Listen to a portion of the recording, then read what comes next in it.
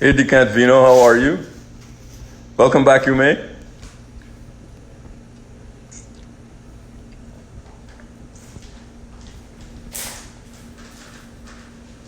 Hi, Suzanne, again.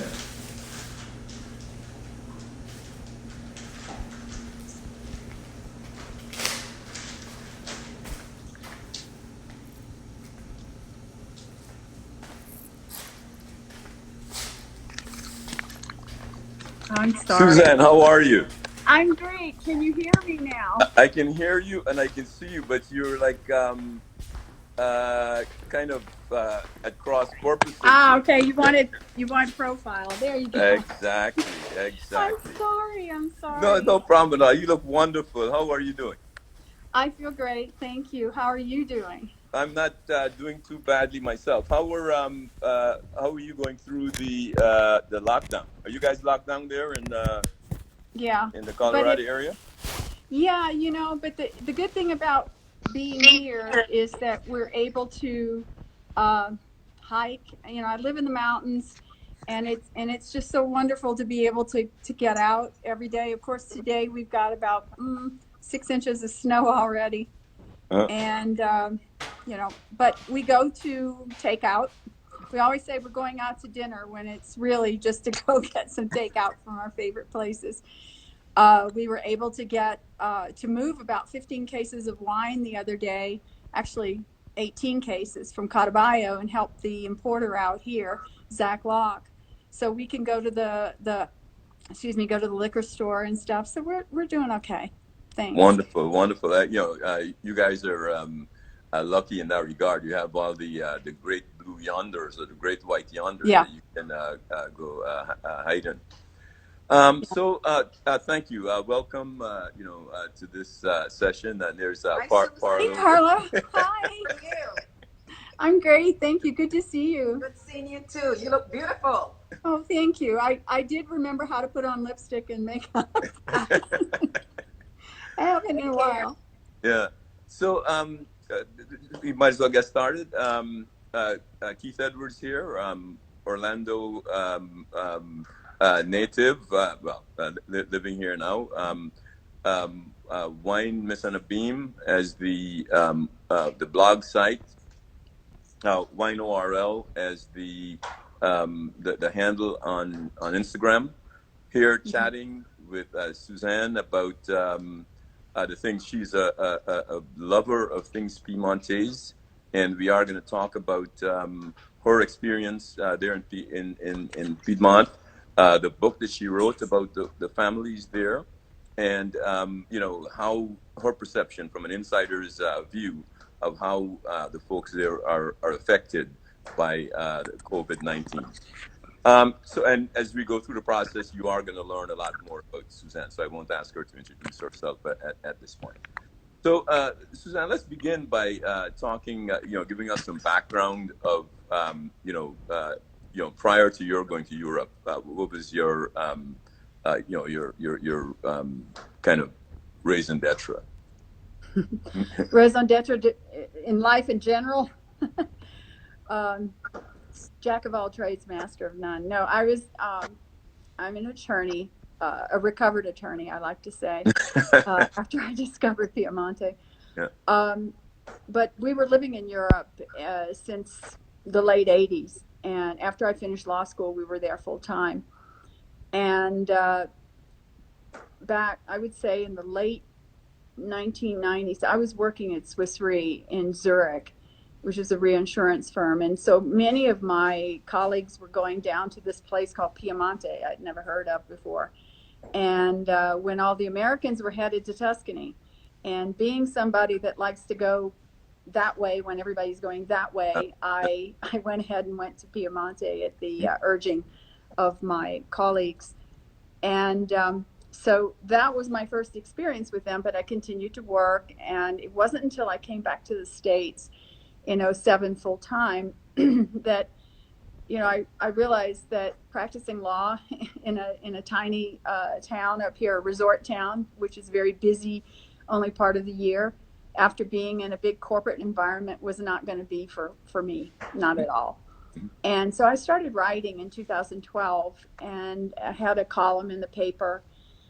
And suddenly one day I had the idea, it was in August of 12, and I had the idea, okay, why don't I write a book about the wine families?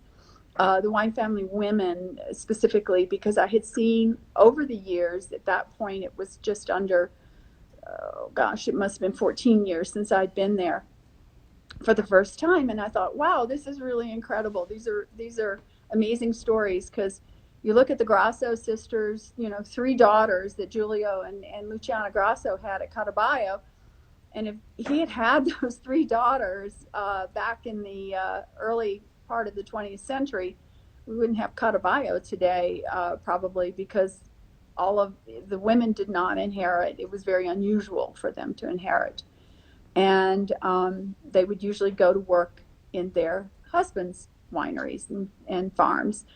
So that's how I got started with the idea. And then in March of 13, I went for the first time for interviews. I'd already been there about 20 some odd times, and I went for interviews. And that was kind of the beginning of a big adventure.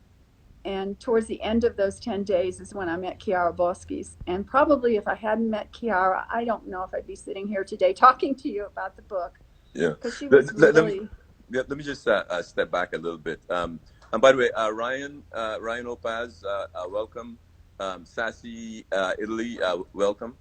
Now, one of the stories that you've told me is the first time you went in there, or one of the first times you went in, and you had gotten lost in a snowstorm or something like that, and you ran into the young man from Marchesi di Barolo. If you can tell us a little bit about that.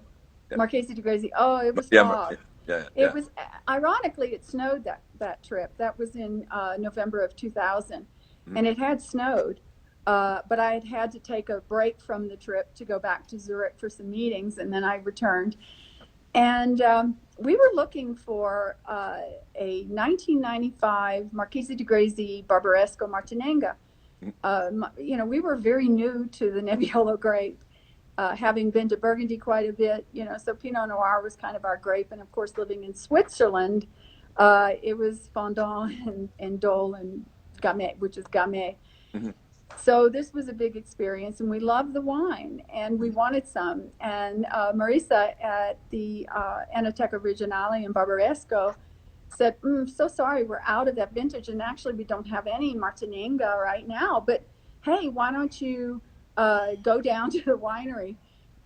And what happened thereafter, and I get goosebumps just thinking about it, what happened thereafter would not happen today, because we just drove through the fog and for quite some time up and down. And anybody that knows the Riasordo Valley, which is right below where Martinenga is, they would understand exactly what I'm talking about. It's the narrow vineyard road.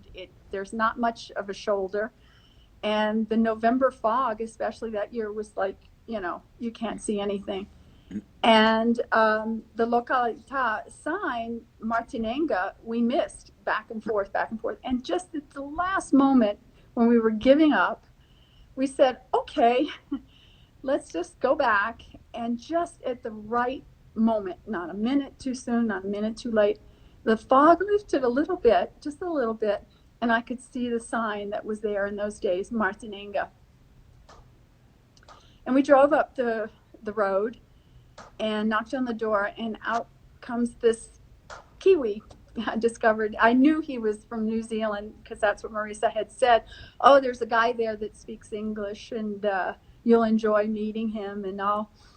And there was Jeffrey, red hands. He was racking that day, Wellington boots and shorts.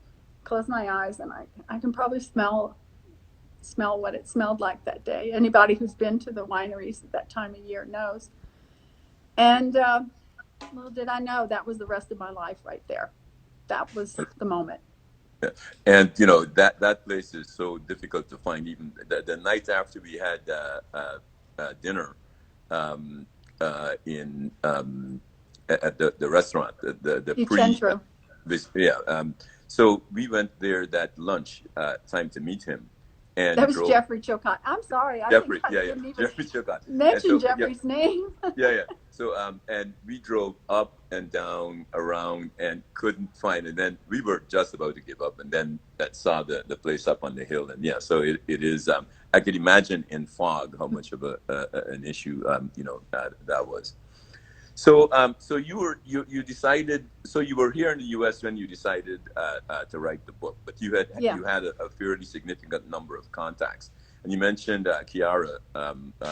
So you had met her before, and how did she? No.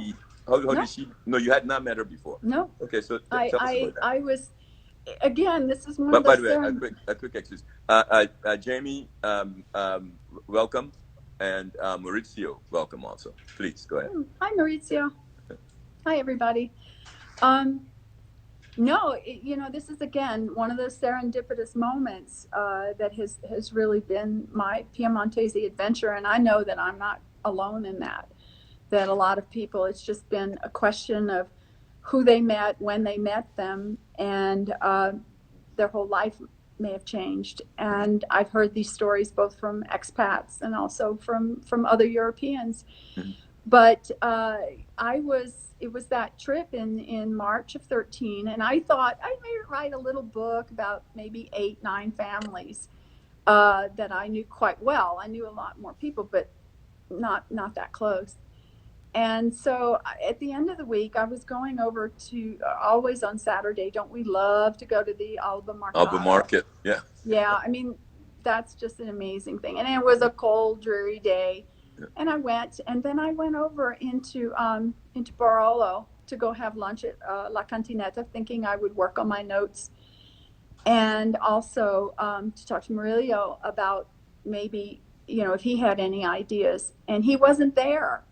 And the owner of the restaurant was not at La Cantinetta, and they said he wouldn't be in that day. Well, he came in. He came in to get something, and we sat down and talked. And he said, "Well, surely you have Chiara Boschi's on your list." And I said, "I know her, but I don't know her. I know of her."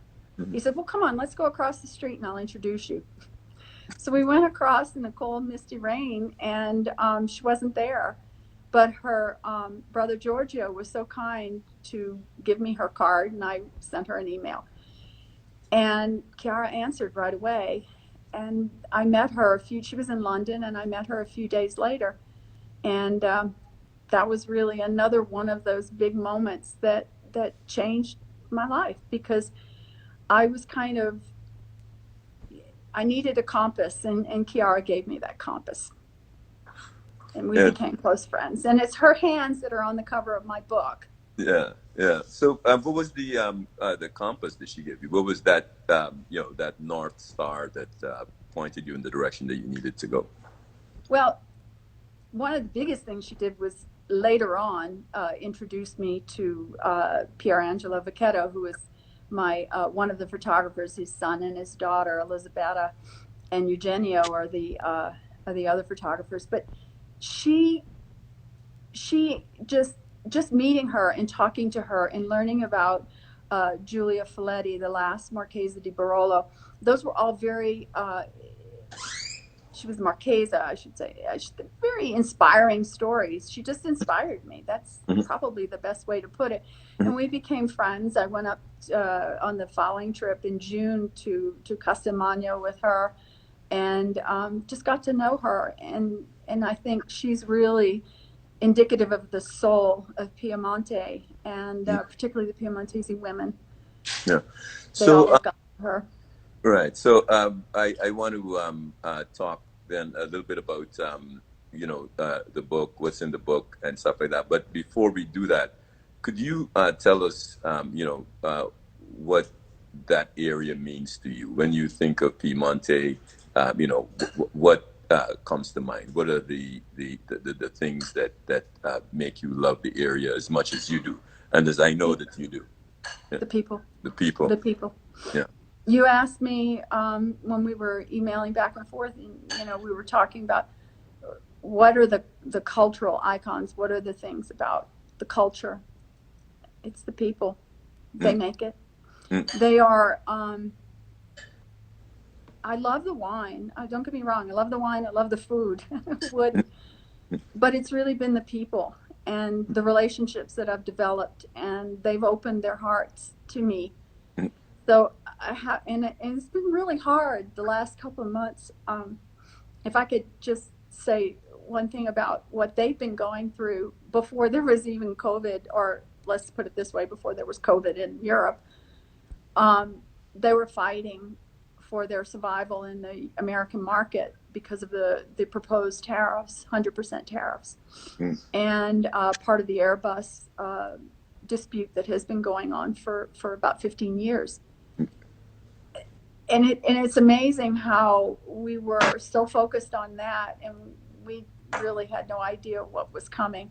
So during that period of time, back and forth, I got very much involved in that, and it just, it validated even more how much I love them and how much, how kind they are and how appreciative they are of the people around the world who support them. So that was kind of the feeling I had. Now you've been going there for now what, 18? 21 years. This is my 21st year. Right, and so you've seen a couple of generations go through. Do you see it? Are they the same in terms of the mentality and the way that they present themselves? Because I would suspect that the younger generation are they've been much more exposed to U.S. and ideals and stuff like that. So, any market differences from the first time you were visiting until today? Yeah, quite a few. The changes, obviously, when I first went there, it was really at the beginning of their growth in the American market and global markets, but particularly American market. And the generation, like I would say the late 20s and 30 somethings, the Paula Grasso and her sisters Valentina and Federica, Carlo Dotteto and Matteo Molino, and that age group, they were just coming in, and especially Giuseppe Vira, who I met in early, I think it was 2001, I met Giuseppe, and they were just coming into the wineries on a regular basis. Many of them were finishing their enology studies, and so they were the English speakers. There was no internet in those days. There was an internet, but not like we have it today, not a mature tourism that sadly is under attack now with the economic situation. But they were just coming in, and they were the ones that were going to be the pioneers in terms of going out into the market on a regular basis. And so that was a change in terms of the dynamic of the everyday life in the wineries from my perspective. I know people might have different opinions of it, but suddenly they were traveling all over the world, and I could see stresses, perhaps more so in the last few years, that they were really from, they'd be in Tokyo one week and they were in New York the next week, and the demands of the market, I think, have really impacted and really, I think, putting a lot of strain on them in terms of everyday life and just the stresses, I should say, of the market. But overall, the biggest change has been the tourism. That's been the biggest change. And that's been a great thing. It's wonderful to see them be so successful and see the restaurants and the B&Bs and all the changes that occurred in that way. But by the same token, we have a joke, and you and I have joked about this a bit, that we don't want to see the Tuscanization of Piemonte. We don't want to see it overrun with tourism. And nowadays, as I said earlier, you couldn't just drive up to Marchese di Grisi and say, hey, I'd like to talk to Jeffrey Chilcott and have wine tasting with him. I was very lucky then. And so from that standpoint, the access to the families has diminished to some degree because of the demands on them. Yeah. There is a great deal of bureaucracy they have to deal with that's Mm-hmm. choking them. Mm-hmm. They have both the EU bureaucracies, they have the bureaucracies of all the markets they have to deal with. They have a lot of high tech issues they have to deal with, and so that's from that standpoint, it's changed, not so good, but it's a good thing what it came out of, if that Yeah. makes sense. Yeah. So one of the discussions that we've had, and by the way, Suzanne and I, uh, as both being lovers of the region, share a lot of discourse about the region. And one of the things, as she just mentioned, we talked about actually the Burgundization of the region, and one of the things there being a lack of access to the winery heads to a large extent, not because they're inaccessible, they're sitting in a closet hiding from you, but No. the pressures of the market and stuff like that.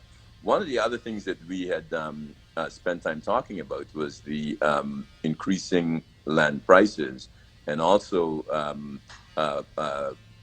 the prices getting out of the range of the locals to procure, large conglomerates or rich individuals from outside of the region, Yeah. gaining access to those lands. Can you talk a little bit about that, please? You want me to talk about that? Yeah. Oh, well, let's see. Yeah, I don't know. I think that we all know that there was a big purchase several years ago. As a matter of fact, about the time that Labor of Love was published back in 2016. And I think so far it's worked out really great. And I think a lot of the concerns that people had at the beginning about, and of course I'm talking about VAT, Yeah. are unfounded. Yeah. It's been wonderful to see Elena and Luca in the market. They were here back this winter. The two of them, after 25 years, you said, was the first time that they were here for. They were together in the market on a. So there's a financial pressure. Yes, the land prices are going up. So a lot of the producers, in order to be able to hold on to rented property that now the owners, as the leases come due, want to be able to sell the property. So they are taking on a lot of debt, and that has a lot of people concerned. Yeah. By the way, Natasha, welcome.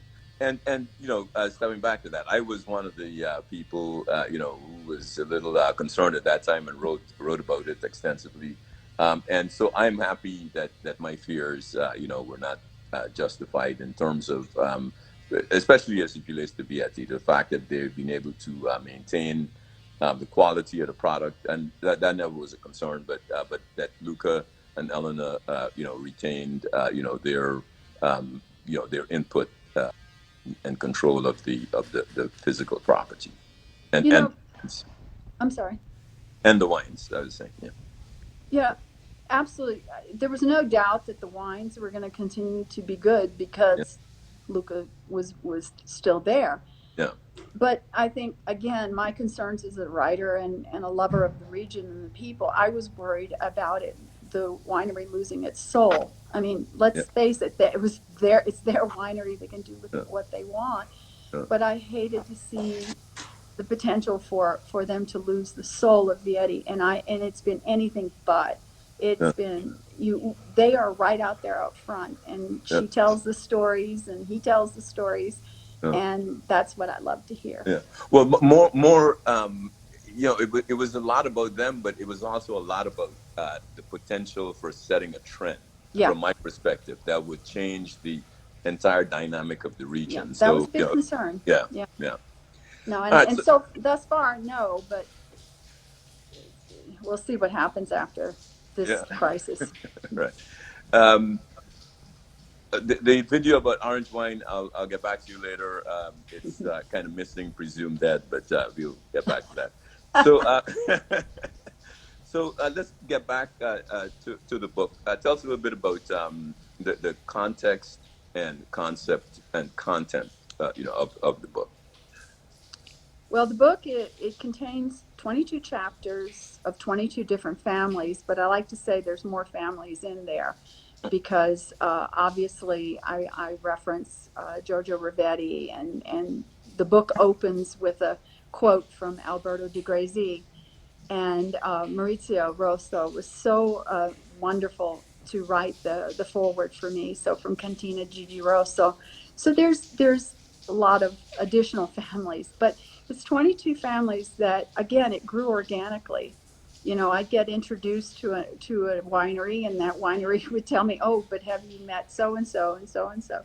And it grew. So what I wanted to do was just capture their stories. So as I mentioned before, it was to be a small book, and once we got going, and especially once I started writing, and my editor, Alicia Harris, she just helped me expand and to make it, I think, more accessible to people with the genealogies and, excuse me, the stories, particularly of the women and their role in getting them to where they are today and helping them to go forward in the future. Wonderful. And the kickoff, the launch of the book was, I thought a similar event. Tell us a little bit about that. Well, there was another rainy, dreary day, wasn't it? In June 2nd, which was the Festa della Repubblica, and unknown to me, it was the 70th anniversary of suffrage in Italy, federally, and I did not know that. And when I decided, I decided on the date before I even wrote the book, quite honestly. Happened to be my mother's birthday, and she had passed, and obviously she was there with me on that first trip, so I wanted to honor her that way. And so it was a great day. We had all but 20. We had all of the families there, but two who couldn't make it that day, but came to a later presentation. And as you recall, we had to change the seating so that we had kind of a round theater in the round. And it got emotional, didn't it? Yes. Remember, we were Yeah. going through we went through the table of contents and introduced each family. And I got a little emotional, as I tend to do. Yeah. So just And it was at Cantina. The interesting part, excuse me, yeah, I failed to mention the most important part. please. It was at Carvalho in Yeah. Barbaresco, and Right. the Grasso family has been one of the families that we really have become close to. We spend Christmas with them.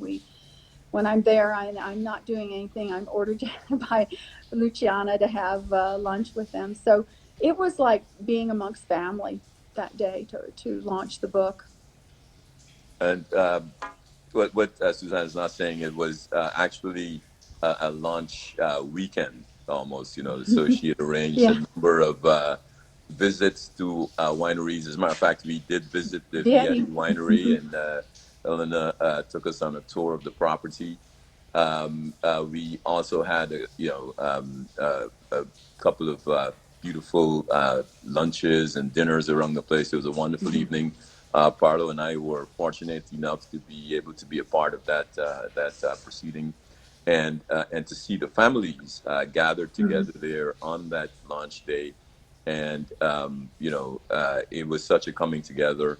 And listening to your presentation and the emotion that you showed there, it was really a beautiful experience, for us. By the way, Keith, Yes. thanks a lot for that beautiful Mont Blanc pen you gave me that day. Yeah. And I'm still signing books with it. But Parlo selected it, and I went up to the cash Thank you, Carla. register. So, tell me about the impact of the book in the region and the acceptance, and how we talked before, you and I, about the way that some of the younger generation have kind of grabbed the book and been using it kind of as a North Star. You want to tell me a little bit about that? Well, the book has been well received, which was, for me, the most important thing, that they liked it. It wasn't a question that the market liked it. I wanted to make sure, first and foremost, that they liked the book, and all the feedback has been very positive. I see it at all the wineries we visit it that are in the book, and even some that aren't. And so getting the opportunity to giving them the opportunity to be able to open the book and say, look, here's such and such grandfather who did such and such, because there are genealogies in each chapter. So I think also it has created an awareness amongst not just the families in the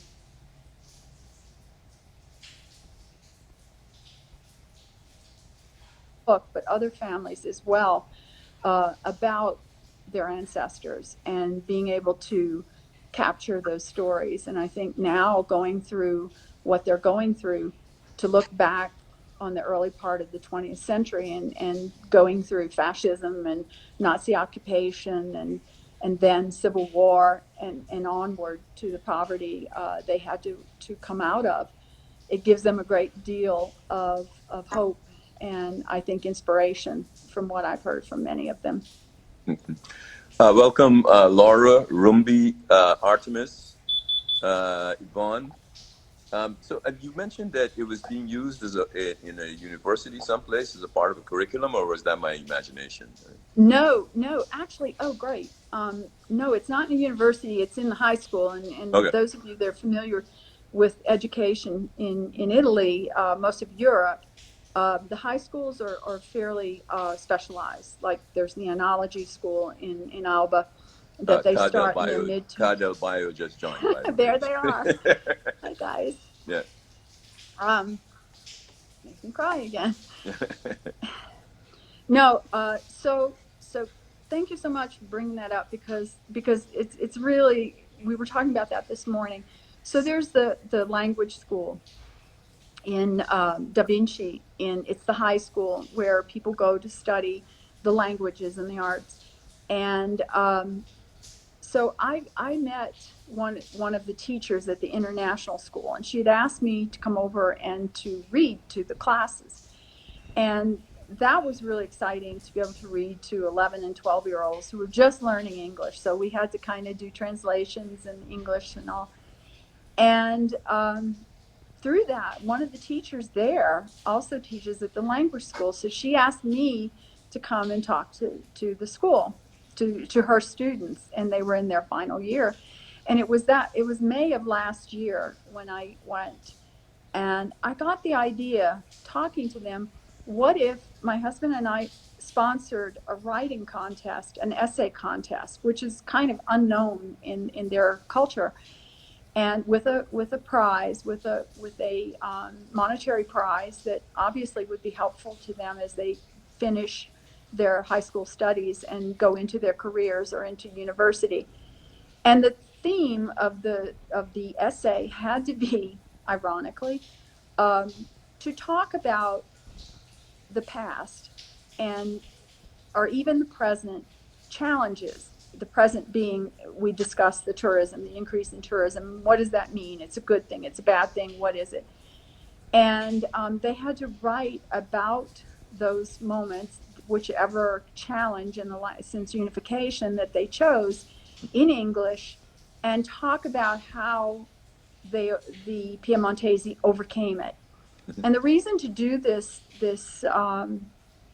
particular essay competition was to inspire them to write something in English as they were studying it and they were getting ready to go out into the world and work in it, in the language, but also to make them aware of what had come before them.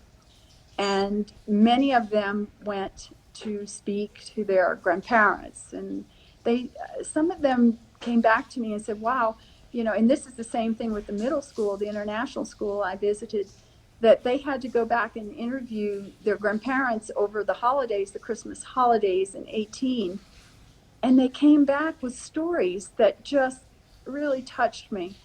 And they discovered things, and their grandparents were talking to them about stories and moments during the war and the occupation that they had never talked about.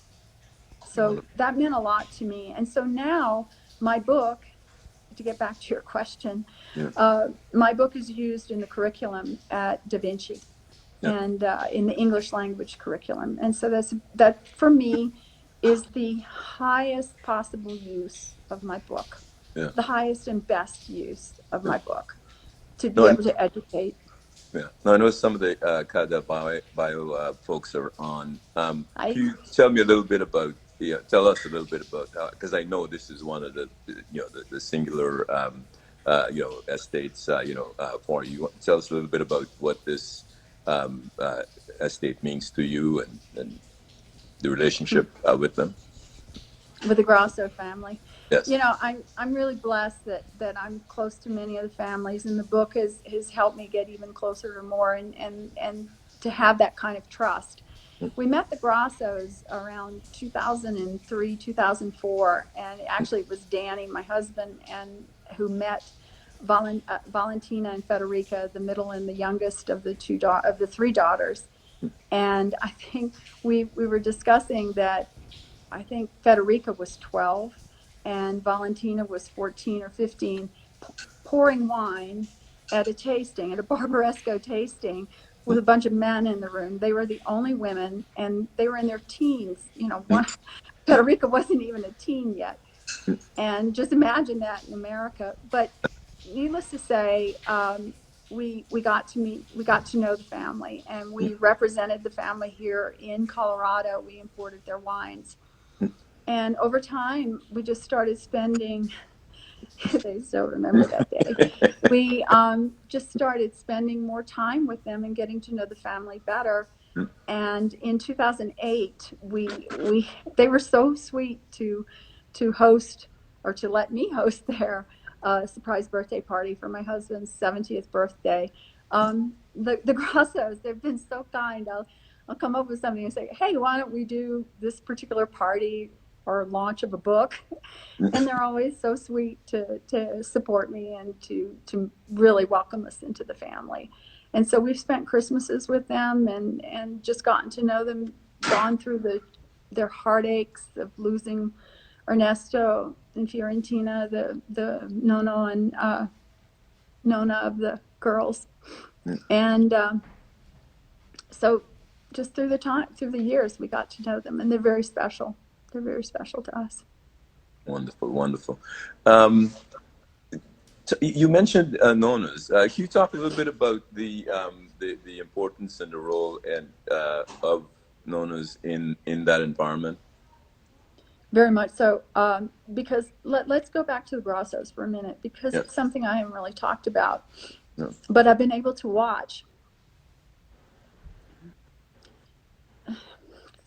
Take your time. Take your time. Take your time. I'll go pour a little bit of wine. No, I've been able to watch, sadly, but also happily, after the girl's grandmother, she passed away just 3 years ago. I'm losing track of time. And so that meant that the last of that generation was gone. So it used to be that we would have 4 generations at the table, and now there were 3. And so to watch Luciana, the girl's mother, and Giulio come in to their own as the patriarch and the matriarch. So as the grandparents had left, and now to watch Luciana be the one who is really the glue that holds everything together, like all of the grandmothers seem to do. They are the l'anello forte, the strong ring that Nuto Ravelli wrote about in the 60s. They are the ones that are the keepers of all the traditions. They are the ones that pass down the recipes, that look after the children when their children, the grandchildren, when their children are working. And to be able to watch, as Luciana, for example, has gone from being a mother of 3 daughters to now being a mother of 3 daughters and a grandmother of 2 granddaughters. So watching that, as we say, knowledge transfer. I saw pictures recently when they first went into lockdown. Paula Grasso's 2 little girls, Lydia and Anna, were with their nonna who is Carlo Del Tetto, who's the husband of Paula. So his grandmother, Rena, was teaching the girls how to make some cookies. And Paula posted quite a few pictures of that. And that's going to be something that's in their head for the rest of their life. I know it. And to have that connection. And that's what I call the knowledge transfer. And it's really the grandmothers that are the ones that do that, supported by the grandfathers, of course. But yeah, from a distance. Oh, no. The men are very important. And I always tell people, I said, look, the focus of the book were the women, but it's teamwork. And of 200 hours plus of interviews and now 21 years and probably getting close to 40 visits there, I really haven't heard, there's, things between men and women, but I haven't heard anything but gracious talk between fathers and daughters and brothers and sisters about the work they do together. And they're very supportive. The men are very, very supportive of their daughters and their wives. No, the families, one family that comes to mind is, the Vira family is, also another stellar, closely knit family. So as a part of, you developed this, great love of the region, of the people, of the places there, of the restaurants, and you wanted to share that with people from the U.S. who had not had that experience before, and you took a few tours there, and you had some scheduled for this year, and that was all affected by the travel restrictions brought around by COVID. Tell me a little bit about that and the impact that has had not only on the people going out on the tours, but also the region as a whole from a revenue perspective. Well, we were about to have our 8th and 9th tour, and the 10th we were just starting to sell for in October of this year. And what I do is I work with people who bring a group, like, for example, my client, Cheryl Chovy from Utah, from Salt Lake City. She has the Wasatch Academy of Wine, and she brings her students with me. We do master classes. We visit different wineries. But most importantly, at every dinner and most lunches, there are producers with us. And so it gives them an opportunity, both the producers to sit in a quieter environment to talk with their clients, and also the clients, the guests, to be able to talk to them in an environment outside of the winery. And that's where it's created connections that have given me a great deal of pleasure to see. When we sent out the notice a few days ago, about a week ago, about helping the Grasso's importer here to sell the wine that he had in stock so that he could order more when all of this ended. My clients were the ones that just jumped on it to support them. I get emails every day from people saying, what can I buy? Which wineries? Where can I get this particular wine so I can support that family? Or where can we order some olive oil from Desiderio? So it's created connections, not just people who say, okay, well, I like that wine. It has a great rating. It has great tasting notes, but it's created connections. And I like to think that we've also put a lot into the economy. I did some calculations and it was significant. But mostly it's about I think the cultural aspects of the region as much as the wine and the food, but the cultural aspects we've been able to really promote. And I'm very sad because the second tour, I had 2 tours back to back, and the second tour was with Andy Schweiger Vineyards in Napa, and we called it Napa in Piemonte. That sold out overnight to Andy's wine club members. And I'm really sad about that one. We postponed it. None of our tours were canceled. They were postponed to next year. And most of the guests immediately, rebooked. But it was going to be and it will be a very interesting opportunity to see Andy and from Napa with the producers from Piemonte and making that connection, each, with Andy's clients and his wine club, and the same way it's been with Cheryl and her wine students. There's just a very special, I overuse that word connection maybe, Well, but it's what it is. because That's what it is. yeah, because Andy, with his personality, And he was bringing his saxophone, which he oh, will be required to do next year as well. So we stay at Marchesi Alfieri, and yeah, every Tuesday and Thursday night they get a break from having to climb into a bus and go all over. And so we have many of the producers, and we were going to have a nice little evening of saxophone playing and bring lots of the producers in, but we just have to do it a year later. yeah. So you earlier on you mentioned, and I'd forgotten about the tariffs as an issue, leading into the COVID. Mm-hmm. But what kind of feedback are you getting from on the ground in terms of what are the folks doing? What is the impact on them? Are they all locked away? Are they working in the vineyard? What's going on from your perspective?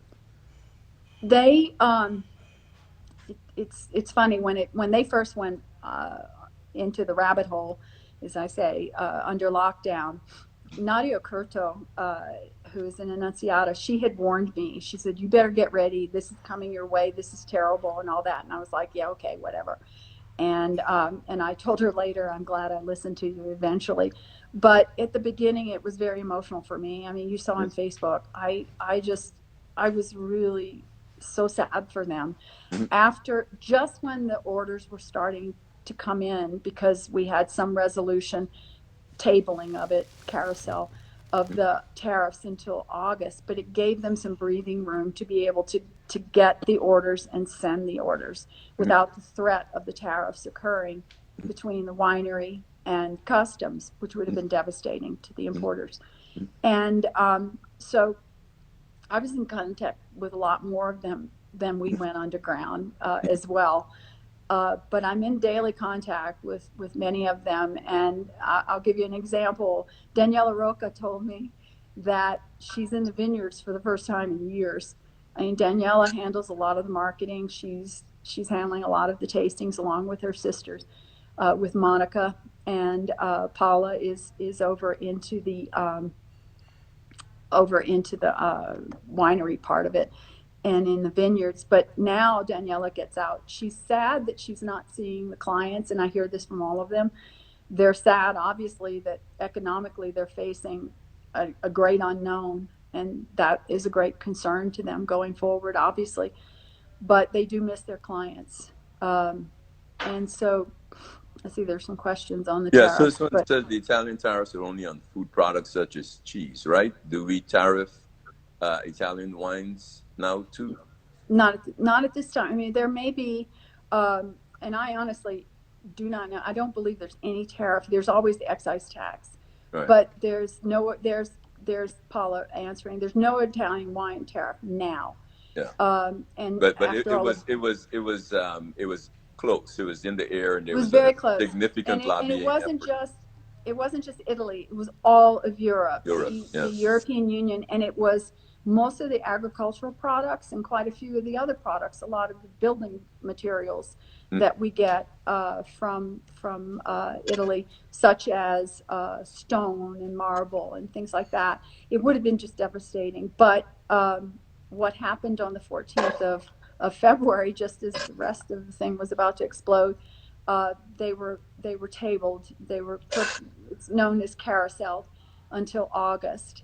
And that is when Ambassador Lighthizer, who is the U.S. trade rep, is supposed to make another decision on whether or not to tariff these wines and cheese and so on. There still exists the 25% tariff, I should say, on the French wines.